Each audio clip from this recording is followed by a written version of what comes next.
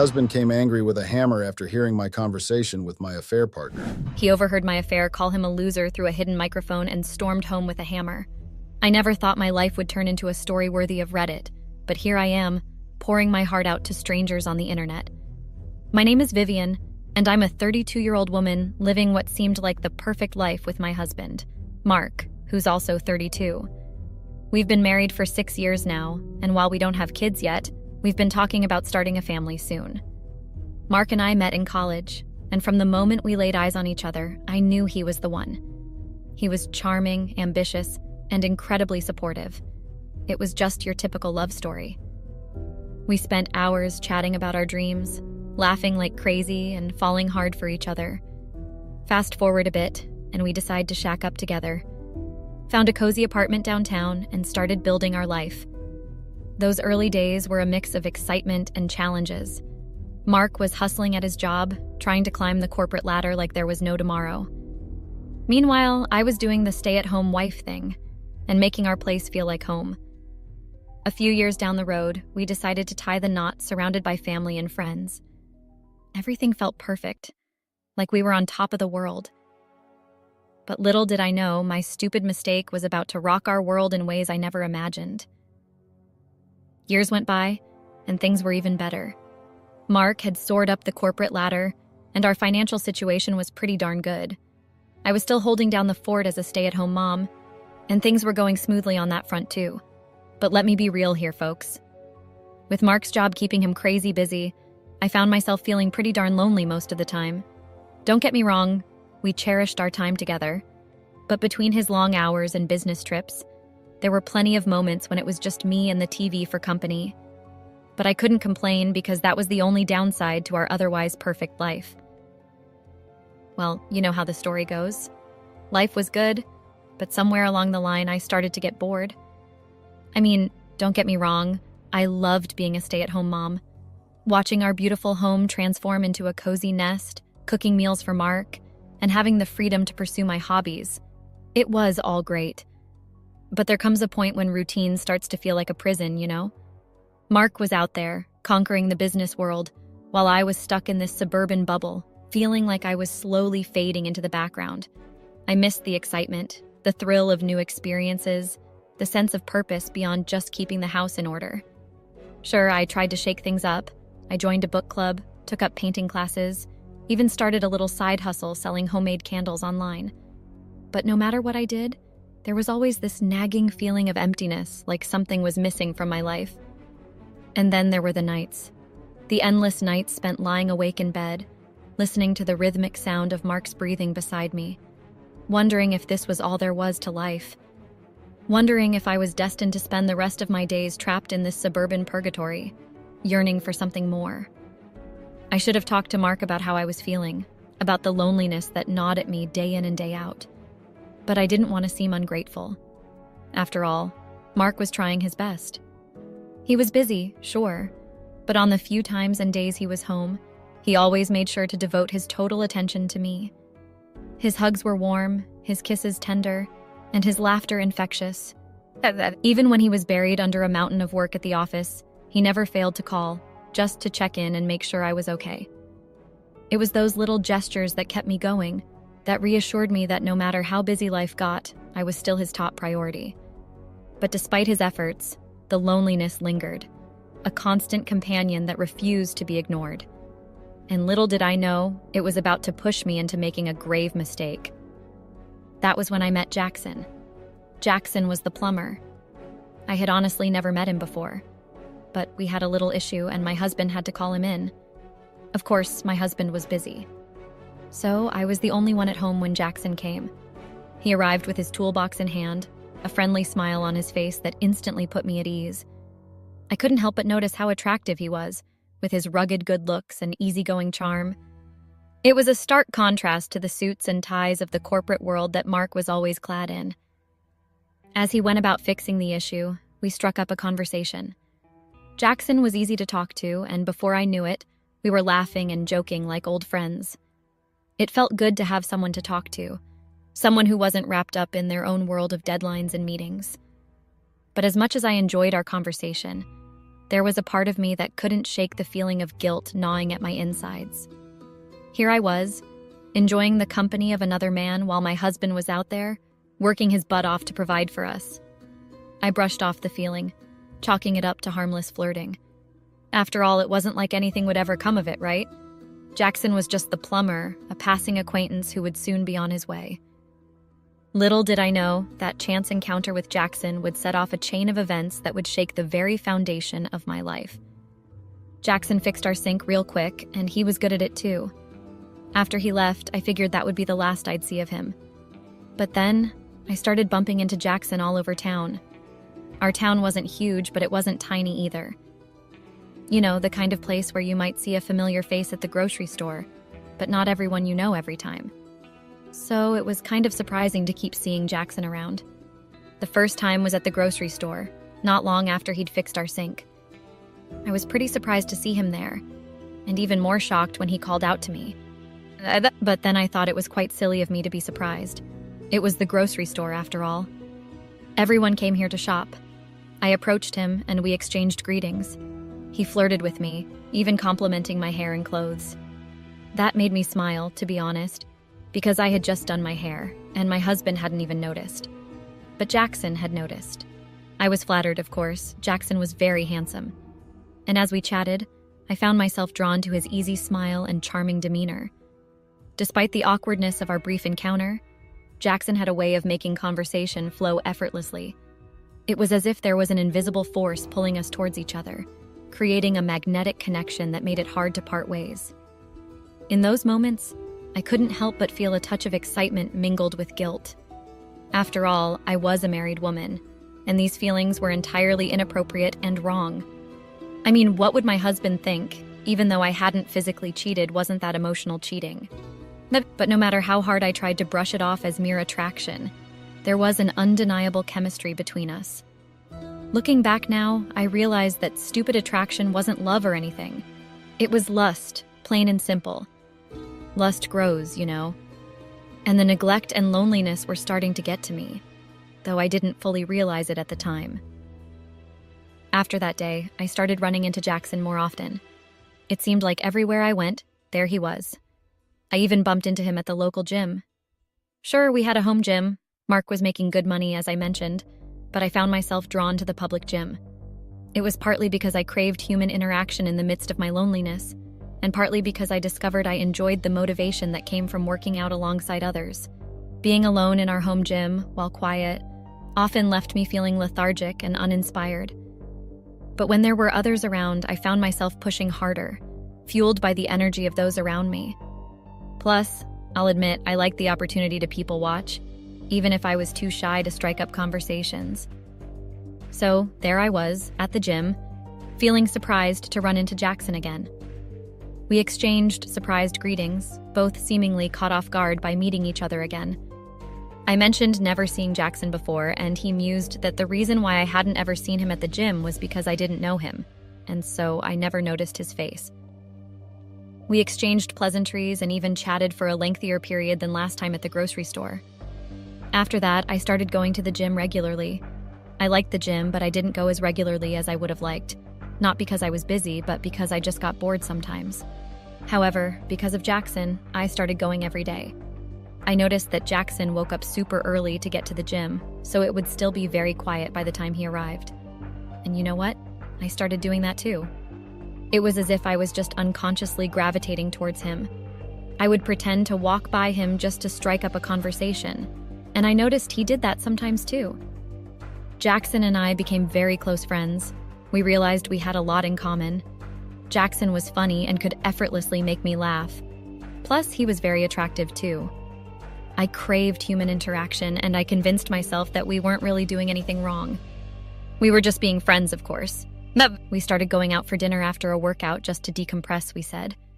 We began doing all sorts of activities together, and we would always justify it by saying we were just friends. Whether it was flexing at the gym, grabbing dinner, or simply spending time together, we chalked it up to our friendship. At some point, though, I knew deep down that what I was doing was wrong. I was becoming emotionally invested in Jackson, and that in itself felt like cheating. But I was way too far gone. I needed the interaction. In fact, I craved it. It all finally came to a head one day when Jackson started complaining about the public gym. He said he didn't like it much, as it was always quite noisy. I knew I shouldn't have done this, but I made the most stupid decision ever, and I suggested that Jackson use our private gym at home. Jackson was very happy when I suggested he use our private gym. He thanked me profusely and expressed his genuine excitement about the idea. Inquisitive as ever, Jackson asked me why I never used the private gym at our house. I simply brushed it off, saying that I enjoyed people watching and the motivation from working alongside others at the public gym. To my surprise, he nodded in understanding, sharing that he felt the same way. As our conversation continued, I mentioned that I would have to ask my husband for permission first. Jackson agreed, saying it was the right thing to do. Deep down, I knew my husband would never agree to it, but I needed a few more days to contemplate if I truly wanted to pursue anything further with Jackson. During our conversation, I noticed how impressed Jackson seemed by my husband, particularly his financial wealth. He expressed his admiration, saying he hoped to achieve the same level of financial freedom one day. I was flattered, of course.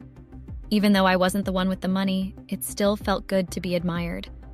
I had been with my husband for years, through thick and thin, and witnessing his journey from struggling to financially stable was indeed impressive. However, it was bittersweet. Along the path to financial freedom, it seemed like he had forgotten about me and our relationship. Returning home, I mulled over the conversation with Jackson. His excitement about using our private gym was very cute. I couldn't bring myself to tell him that my husband had said no. Instead, I rationalized that I didn't have to be in the gym with him all the time. I could simply let him work out and leave. I convinced myself that nothing would happen between us, and we would remain just friends helping each other out. But deep down, I knew that wasn't entirely true. Despite my best efforts to suppress it, there was a growing attraction between us that I couldn't ignore. Ignoring my inner turmoil, I told Jackson yes, and he was ecstatic. He eagerly asked when he could start, and I assured him he could begin anytime he liked. Jackson arrived the next day, and before his arrival, I meticulously prepared a timetable. I outlined the specific days I wanted him to come for his workouts. The reason behind my precise planning was simple. I didn't want my husband to come home unexpectedly and find Jackson there. I knew he wouldn't react well, to say the least. However, I didn't disclose this reason to Jackson. Instead, I casually mentioned that I wouldn't be around on those particular days, or that I would be occupied with other tasks. Jackson had no problem with that. He was a very easygoing person, I had noticed, and he agreed immediately. His job was flexible, and he kind of dictated his hours since he was a plumber and didn't work under anybody. Jackson started coming over to work out, and at first, I tried to keep my distance. I would occasionally go over to check on him, but I made sure to maintain some level of separation because I didn't want things to escalate between us. However, as you must have already guessed, that proved to be harder than I thought. Before I knew it, I started crossing boundaries with Jackson. Sometimes I would go over and work out alongside him, enjoying the shared experience and the opportunity to spend time together. Other times I would go simply to keep him company, relishing in his presence despite my internal conflict. And then there were moments when I would bring him drinks, even though I knew he brought his own water.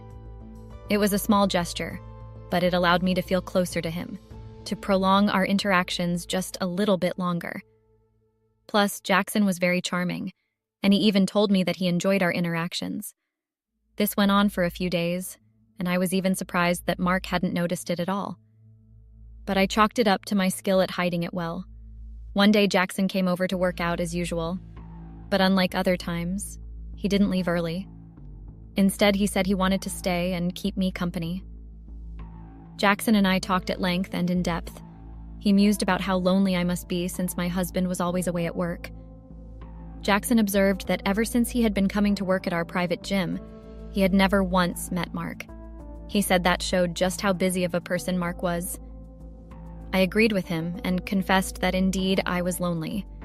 I explained to Jackson that my family lived in another state, and I had always been the quiet kid growing up, so I barely had any friends. While I was on good terms with my family, no amount of calls, video calls, or FaceTimes could ever replace seeing them face-to-face regularly. I tried my best to visit them, but it was usually only during holidays. Although they made efforts to visit me as well, Their busy work schedules limited their free time. Jackson and I continued chatting, and honestly, I cannot go into further details because it all happened so quickly. One thing led to another, and before we knew it, we kissed. It was as if every trace of desire and frustration in us was relieved right then. We became intimate right there on the couch. I had finally crossed the boundary I said I wouldn't. Of course, once the veil of desire had cleared from my eyes, I realized that what I had done was really wrong. I had cheated on my husband, the man I loved so deeply. Yes, I was attracted to Jackson, but my love for my husband ran much deeper. We had weathered storms together, and no one could ever replace him in my heart. However, I couldn't deny the intense satisfaction I felt after becoming intimate with Jackson. It was as if every frustration within me had been released. I finally understood just how neglected I had been for so long. This was what I had been missing out on. Despite my guilt, I couldn't shake the feeling that my needs mattered too. Like every other foolish person who cheated, I convinced myself that what my husband didn't know wouldn't hurt him. I made the decision that he would never find out about my indiscretion. I became meticulous in my planning. I always knew when my husband was due to come home, and I made sure Jackson and I never met on those days. I even went so far as to inform Jackson of my husband's usual schedule, ensuring that our encounters were carefully timed. It became a routine for us. He would come to the gym, and afterward, we would have sex. Our routine kept going, with Jackson showing up at the gym, followed by our secret meetings. Despite feeling guilty, I couldn't resist the excitement. Each time we met, it felt like a quick fix for the emptiness inside me, even though I knew it was wrong. As time went on, keeping our affair hidden became harder. I was constantly afraid of getting caught, but I couldn't bring myself to end things with Jackson. The thrill of sneaking around was addictive, making me ignore the consequences. Deep down, I knew I was living a lie, a betrayal to my husband and myself. No matter how I tried to justify it, I couldn't escape the truth. I had betrayed the person I loved the most. I guess they say all good things must come to an end, and karma has a way of hitting back hard. But honestly, I thought I'd be the one to end things before they caught up with me. I had this inner pact that the moment I felt tired of the chase or sensed my husband was getting suspicious, I'd call it quits with Jackson. Sure, I was growing distant from my husband, but I didn't think he was on to me just yet. On the day it all unraveled, things started off fine. You know, the worst days often begin with everything seeming okay. My husband had been home the night before, but he had to leave early in the morning. Despite the growing distance between us, I still tried to bid him goodbye warmly. He seemed fine, and we even had dinner together. I cooked, and we watched a bit of a movie before he left. Then, Jackson showed up at the gym as usual. I'd noticed he was getting a bit pushy lately. His friendliness had just been a facade, but I was already too deep in this mess to argue or have long conversations with him. I just nodded along, and that's when things took a turn for the worse. After Jackson finished his workout, we ended up in the bedroom. Yeah, I know, on my matrimonial bed. Please, spare me the judgment. After our intimate moment, Jackson and I started talking as usual. I mentioned that my husband had just left the night before, and Jackson asked if we had been intimate. I told him no, explaining that I wasn't in the mood and had told my husband as much. Jackson laughed and called my husband a loser, accusing him of neglecting his home in pursuit of financial freedom. I wanted to defend my husband because, honestly, I knew he tried his best. No matter how busy he was, he always made an effort to be there for me. But arguing with Jackson didn't seem worth it at that moment. Jackson finished showering and got dressed. He knew I didn't like him lingering around the house too much. I also never walked him to the car because I didn't want any of my neighbors spotting us together. It was rare since most of the houses were gated, but I didn't want to take any risks. However, just a few seconds after Jackson walked out, I heard screaming at the gate. I ran out, thinking maybe Jackson had gotten into some trouble. But to my shock, I found my husband angrily staring at Jackson, holding a hammer in his hand. I've never felt so scared in my life. My mind was racing, trying to figure out how much my husband knew, how much I could lie about and get away with it. Did he know? Why did he have a hammer? Did he suspect me elsewhere? Jackson looked terrified, and he looked like he was about to faint. I guess my husband finally made his move. I was frozen, shocked, not knowing what to say or do. I just prayed that the neighbors weren't watching and that I could salvage my marriage. Mark finally dropped the hammer and told Jackson to leave. Jackson drove away as fast as he could. I decided to play it safe and pretend as if nothing had happened. I approached my husband, welcomed him home, and tried to make light of the situation. But Mark wasn't having any of it. He recalled what had happened with Jackson and told me never to touch him again. He gave me 5 minutes to pack my things and leave, only allowing me to take my clothes and important documents, nothing else. He screamed at me and said I had just stayed mute while Jackson had called him a loser. That's when I realized my husband must have planted cameras or microphones in the bedroom. Mark confirmed it, saying he had suspected my infidelity for weeks and had been on to me. He unleashed a torrent of insults and accusations, saying he wouldn't waste his time with me anymore. Then he got back in his car and drove into the driveway. And so began the downward spiral of my life. Our shameless neighbors started emerging from their gates, eager to catch a glimpse of the drama unfolding. They didn't even bother hiding their curiosity. They just stood there staring. I pleaded with Mark as soon as he stepped out of the car, but he wasn't having any of it. I begged, I cried, I did everything I could to salvage our marriage. I love Mark, and what happened with Jackson was just a misunderstanding. But he refused to listen, and it seemed like the more I tried to explain, the angrier he became.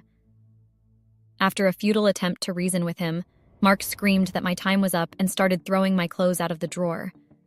That was when I realized the severity of the situation. I had to leave. I begged for a few more minutes to pack, and then I hastily gathered my personal belongings and clothes. I held on to a sliver of hope that maybe I could come back and talk things out, but Mark quickly dashed that. He told me he was clearing our joint account and leaving me with just enough money for a few days in a hotel. He told me to go back to my parents and called me useless, saying I belonged on the streets. Of course, I was devastated and I continued crying. I reminded Mark that my parents lived in another state. He softened slightly and acknowledged that that was why he was providing money for a few days at the hotel. Despite everything, he insisted he wasn't heartless, but he urged me to leave. With a heavy heart, I obeyed. It was the least I could do to ease his burden. I had to leave, even if it was just for a few days until my parents could send me money for a ticket home. Mark made it clear we were getting a divorce, adamant that not even a divine intervention from heaven could change his mind. He vowed to send divorce papers to me no matter where I ended up, even if it meant sending them to the ends of the earth. And of course, Jackson blocked me so I couldn't go to him. I think Mark had scared him a little too much with the hammer. I assured him I wouldn't evade the divorce proceedings. I just didn't want to be homeless. And with that, it was over. So I guess the moral of the story is, don't cheat. It will destroy you. And please, spare me your judgment. I know many of you have done far worse than I have. I've had plenty of time to reflect on my actions, and I know I was in the wrong. So, yeah, thanks for listening. Picture me as a young girl with long hair but an average face growing up in a poor abusive family. My family was the absolute worst. They never did anything to take care of me and my siblings. There were times we would go for days without eating. This obviously caused a lot of issues in my life growing up and even now. I was insecure and depressed. I was also bullied as a kid, so I was more of a loner than others. I didn't have many friends, not until my brothers came along. Their names are Jamie and Drew. They were my best and closest friends, and they still are. They would practically follow me everywhere and defend me from anybody that tried to hurt me. Growing up, I honestly thought it was something that I or my brothers did that made our parents dislike us and never take good care of us. But now I realize that some people are just horrible parents. Each person develops a maternal or paternal instinct and love for their child, but that instinct skipped my parents. It's not as if I'm trying to justify what I did, no. I know what I did was wrong, and no excuse will justify my disgusting actions. I regret what I did, and I hope that I might find some semblance of peace or something by posting on here. I'm married now, and my life was going great until I cheated on my husband and broke my family. You're probably wondering why I'm telling you all this, and you don't understand. So I'll start from the beginning. My name is Angela, and I am a 30-year-old woman, married to my husband Steve, a 32-year-old man.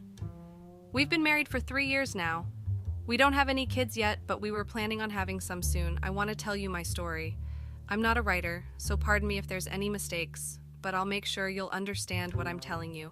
This is my story, and I hope that by sharing it here, I'll not only find some respite, but also some people might learn one or two things from it and not make the same mistake I did.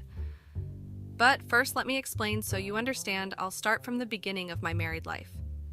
I met my husband when I was 21 years old in college. 9 years later, and I still remember that day like it was yesterday. I stepped into the busy college library. The air always smelled like old books, and everyone was engrossed in their studies. I was on a mission to find a philosophy book for an assignment, navigating through the tight bookshelves. As I reached for the philosophy book I needed, I accidentally touched another person's hand. Surprised, I looked up to see a guy with warm brown eyes. "Sorry," he said, smiling awkwardly, both of us letting go of the book at the same time. "No problem," I replied, nervously laughing. It was Steve, a fellow freshman. Our eyes met, and there was this weird connection.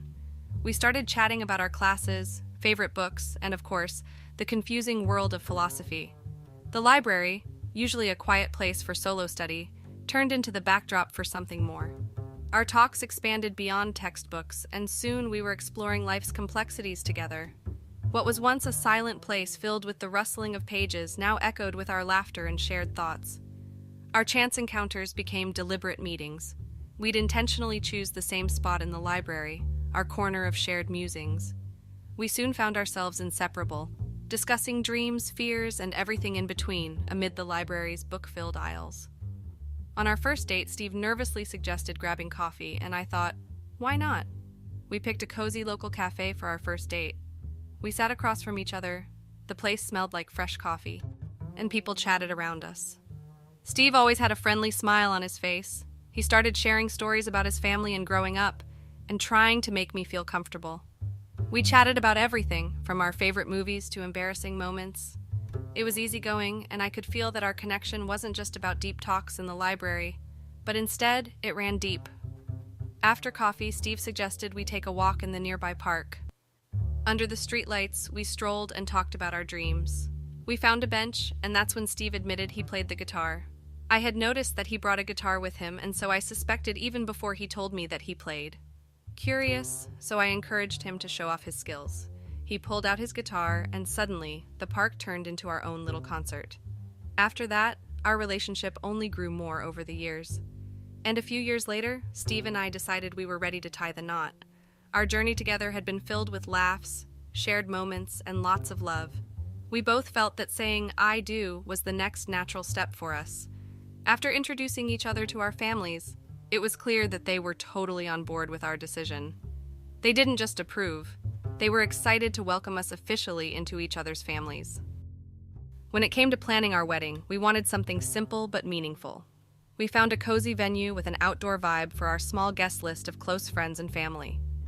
As we dove into the wedding prep, we worked together on everything, from choosing the food to creating a playlist that reflected our journey. We added personal touches, like a photo display of our college days and songs that meant something to us. The excitement built up as we thought about our vows, promises that really meant something to us. Invitations went out, and as the big day got closer, we were a mix of nervous and super excited. On our wedding day, we were surrounded by our favorite people. We exchanged our vows under twinkling lights and greenery. There were tears, laughter, and so much love. Our parents, who had seen us go from college sweethearts to this big day, were there cheering us on. To be honest, I hadn't even wanted to invite my parents, but Steve had made me as he said it was an important day in our lives, and no matter what, they would always be my parents. Either way, the celebration continued with dancing, toasts, and moments we'll remember forever. Looking around at our friends and family, it hit us that this day wasn't just about us. It was about everyone who had supported and shaped our love. After that, things only got better for us.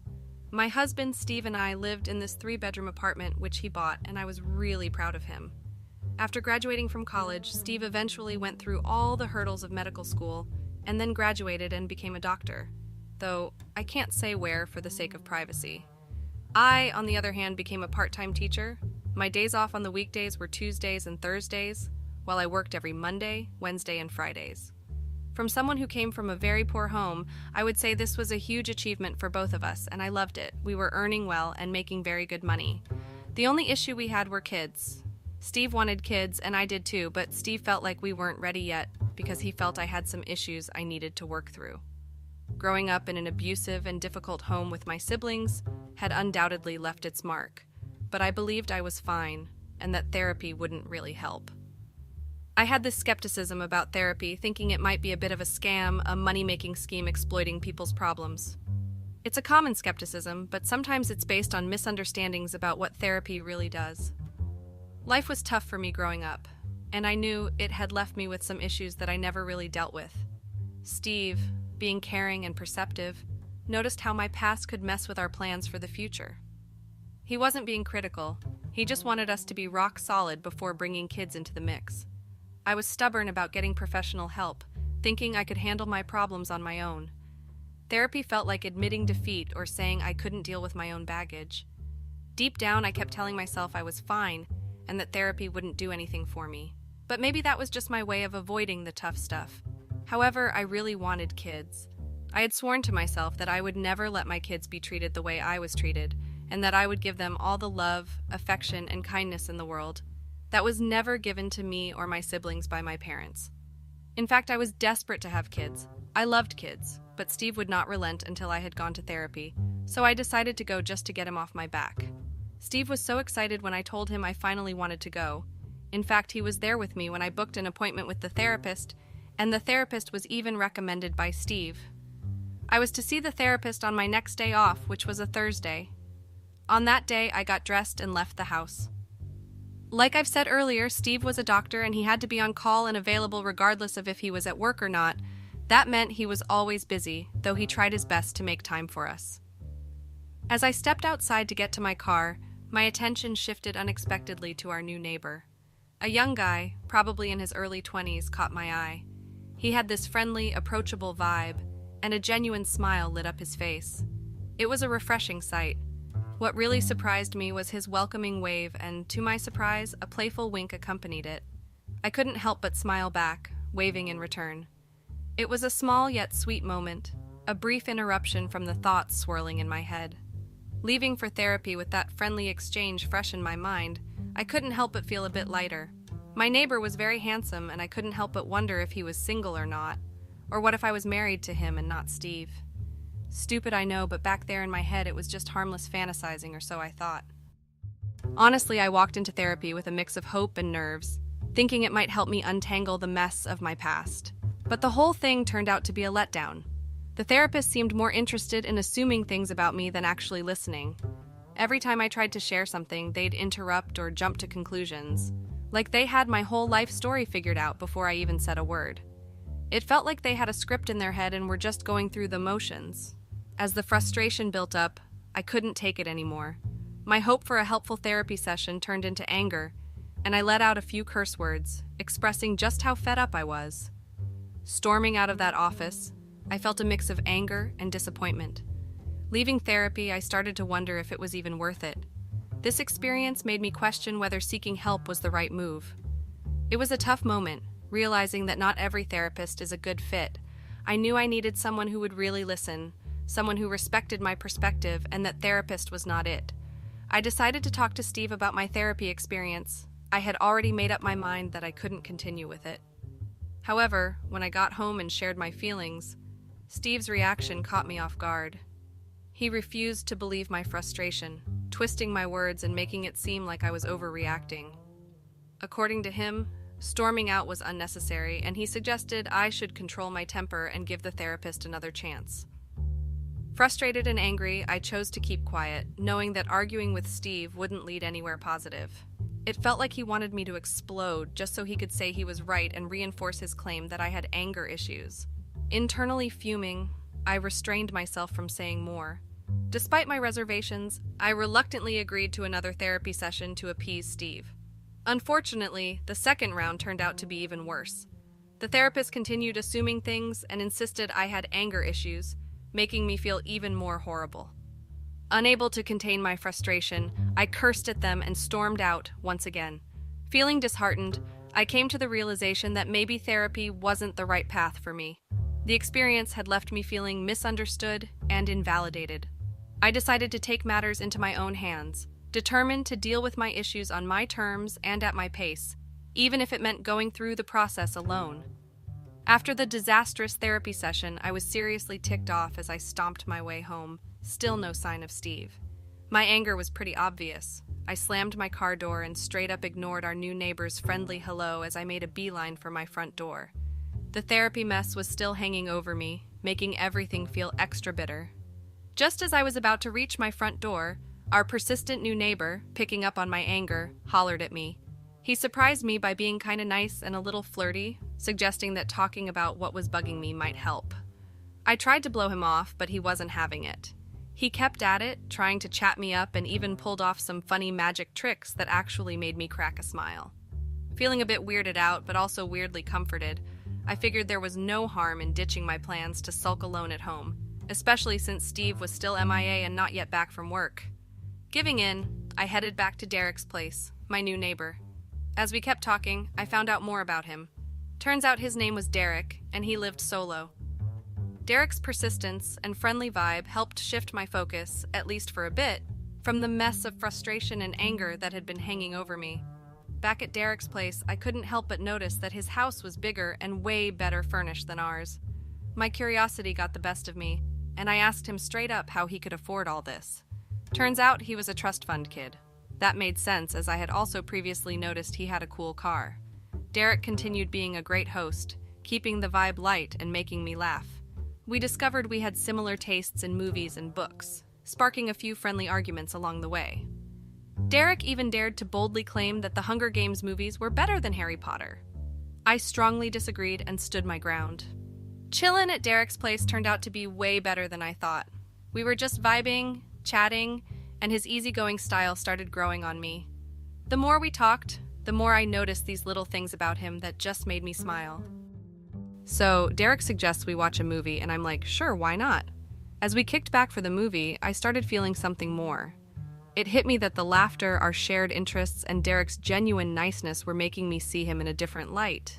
I was low-key catching feelings for Derek, and it caught me off guard. I was a married woman in my early 30s, and here I was flirting with someone I barely knew who was way younger than me. I barely knew him, and still, yet here I was feeling attracted and flirting with him. Maybe it was the temporary resentment and anger I was feeling at both Steve and the therapist, but I desperately wanted to punish and get back at Steve. It barely took time. A few minutes into the movie, and Derek and I were on each other. We both knew from the moment he invited me in, and I obliged that we were going somewhere and crossing boundaries we weren't supposed to cross. Derek and I got intimate, and I cheated on Steve. By the time we were done, a few hours had passed, but Steve still wasn't back. I was horrified at what I had done, and soon after I quickly left Derek's house and went back home. And honestly, in a few days I went through all the stages that a cheater went through. I first contemplated telling Steve, but quickly crossed that out as I knew he would never forgive me.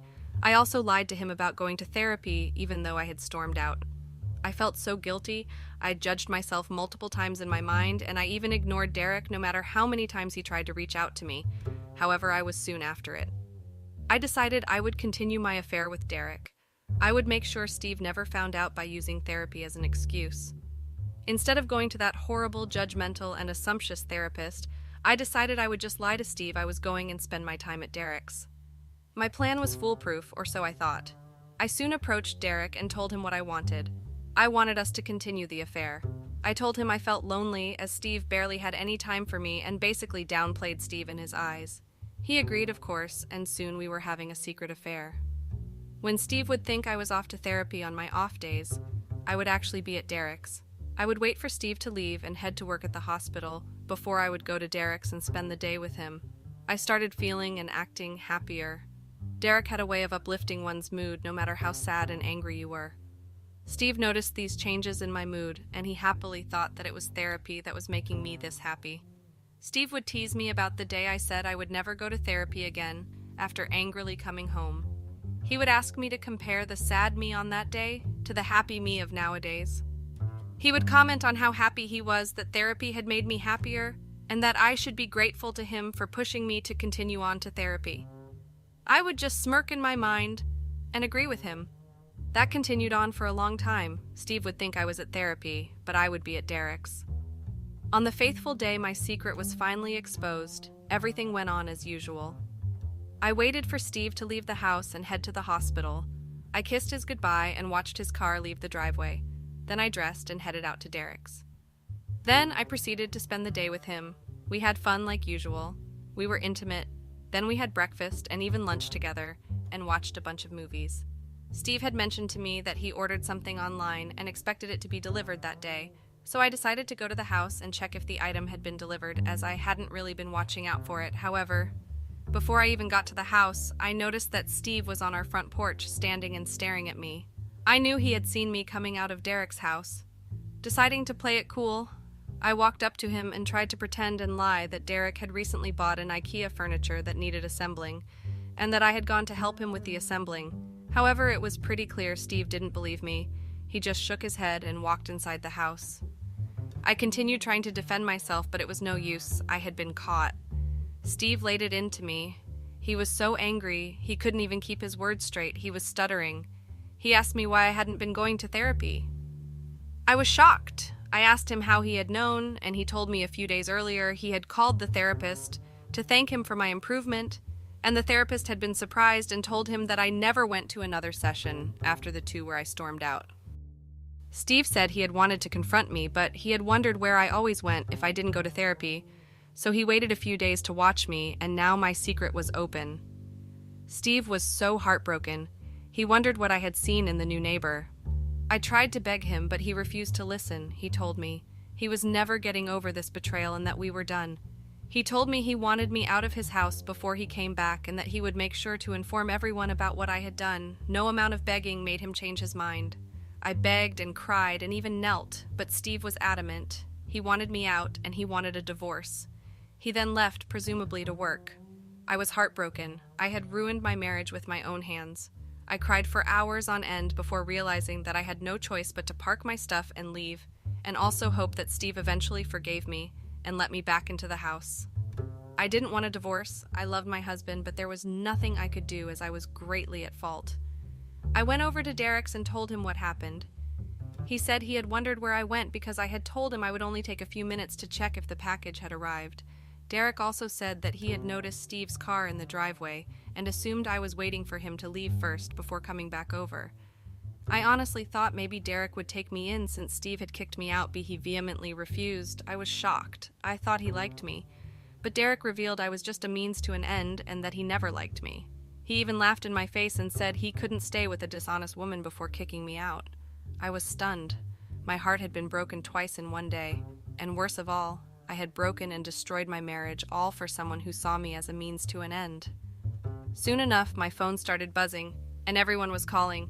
Steve's parents called, and when they saw I wouldn't pick, they sent me insulting texts about how I should be ashamed of myself. Even my parents called, but I refused to pick. I was already in low contact with this, so I was even surprised Steve had called them and told them what happened when he knew I didn't like talking to them. The only people's call I picked were my brothers. I was in tears as I explained to them what happened, and even though they were angry at first and even scolded me, they also gave me a 30-minute lecture about how what I had done was so wrong. But at the end of the day, I would always be family. They couldn't abandon me in my time of need, and so they came over immediately and helped me pack my stuff and took me to stay with one of them. I'm currently in my brother's house, and all I can say to you guys is I regret everything. Steve is still not in communication with me, and the only thing he has told me is that he will bring over divorce papers for me to sign. I have lost everything. I feel so angry at that therapist. I am in the process of lawyering up, and I've decided to ask my lawyer if I can sue the therapist for violating patient confidentiality by revealing to my husband that I wasn't coming to therapy, though my brothers think the therapist wasn't at fault.